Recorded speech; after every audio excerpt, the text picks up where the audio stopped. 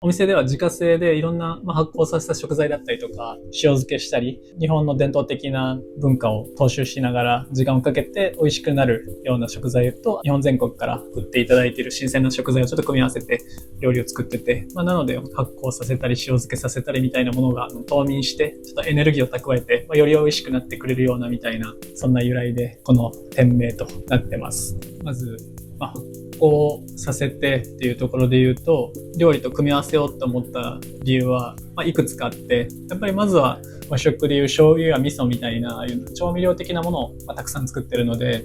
やっぱ大豆じゃなくてグリーンピースでお味噌作ったりとか、ヘーゼルナッツとかくるみとか、そういうのはもうこの世になかったりとかするじゃないですか。そういう特別な味のものがたくさん作れるっていうのが、一個やっぱりありますね。で、これがすごく色が黄色くて綺麗なんですけど、トウモロコシのジュースーで絞るとちょっとサラッとした液体になるんで、それに塩と麹を加えて作ってるトウモロコシ醤油ですね。こんな料理作ろうかなと思って実はつけてなくて、とりあえず一回発酵させてみて、でそれをミキサーにかけてピュレにしたり、いろいろ試しながら、その時の新鮮な旬の食材と組み合わせて、そのちょっと化学反応を楽しむようなイメージで作ってます。トウモロコシとか、やっぱり夏に食べるものみたいなイメージだと思うんですけど、それを発酵させることによって、例えば白子とかカニみたいな冬の風物詩みたいな食材と物理的に出会わないんですけど、それを一つのお皿の中に組み立てることができて、でそうすると時空を超えてというか、定番の組み合わせみたいなのとは全く違うプロセスで料理を考えることができて、それもすごい楽しくて、そういう発見も料理の醍醐味だなと思うので、それもあって発酵させたり、塩漬けさせたりみたいな、そういうのでやってますね。つくいもすりおろして、あと麹と塩でこの発酵食品、作っていきます。いろんな発酵食品作ってるんですけれども、やっぱりもう新鮮なうちに、取れたてですごく香りが一番いい状態で、しっかり発酵させていくと、使うのは実際1週間後、2週間後だったりとか、それから半年後、1年後とか、本当に長く発酵させてるものだと、そのぐらい発酵させたりもするんですけど、こんな感じで、きくりもがすりおろせました。米麹と、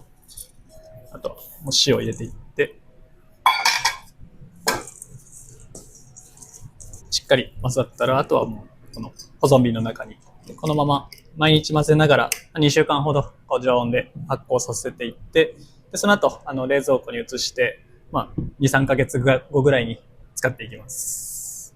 植物性のものでソースを作ったりっていうのはすごい増えて、やっぱりフレンチってずっとやってると、魚介だったりお肉だったりの出汁をぐーっと煮詰めて味を乗せていくっていうのがすごくテクニックとして多いと思うんですけど、あんまり煮詰めて濃度を濃くしてっていうのはほとんど使ってなくて、発酵させることによって旨味っても十分出るので、香味野菜も使ってなければスパイスもハーブも使ってないみたいな、あまりフランス料理の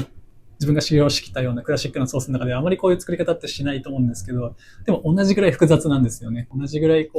余韻もすごく長かったりとか、で香りもすごく広がって重層的なソースが作れるんですけど、使ってる食材なんても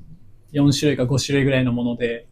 そうするとやっぱり料理に軽さも出ますし、カブ食べた時に、ソースももちろん美味しいけど、カブ美味しいなこれみたいな思ってもらえるなっていうのはすごい思って、こういう植物性のものでソースを作るっていうのは結構動物性のものと合わせるときは意識してますね。逆に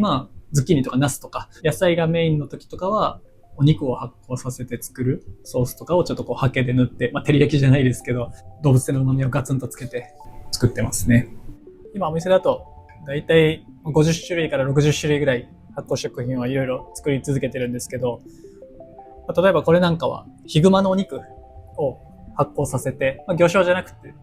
肉塩を作ってます。本当に赤身だけ使ってます。あと、米麹と水と塩、この4種類の素材だけでだいたい常温で8ヶ月ぐらいかかるので、これが今年の夏発酵させ始めてるんですけど、なんで来年の春から初夏あたりぐらいには完成するかなっていう感じで今つけてるものですね。完成すると一度ゆっくり加熱して、そのまま布でちょっとポタポタ一滴ずつろ過して取って、作ってるんですけども、本当に旨味がめちゃくちゃ詰まった液体なので、それで大体味付けに使ってたりとか、よくやってるのはこれで取った肉醤と、あと半熟卵と一緒に攪拌して作ったちょっともったりしたマヨネーズのようなソースにして、でそれでタルタルにしたりだとか、カリフラワーとか、繊細な、ちょっと白い野菜にめちゃくちゃ合うので、素揚げにしたカリフラワーをこの肉醤のソースで炒めたりとか、あとはズッキーニにこの肉醤をハケで塗って、香ばしくグリルして、炭火で焼いたりして、ちょっと照り焼きみたいな感じにしたりして使ってます。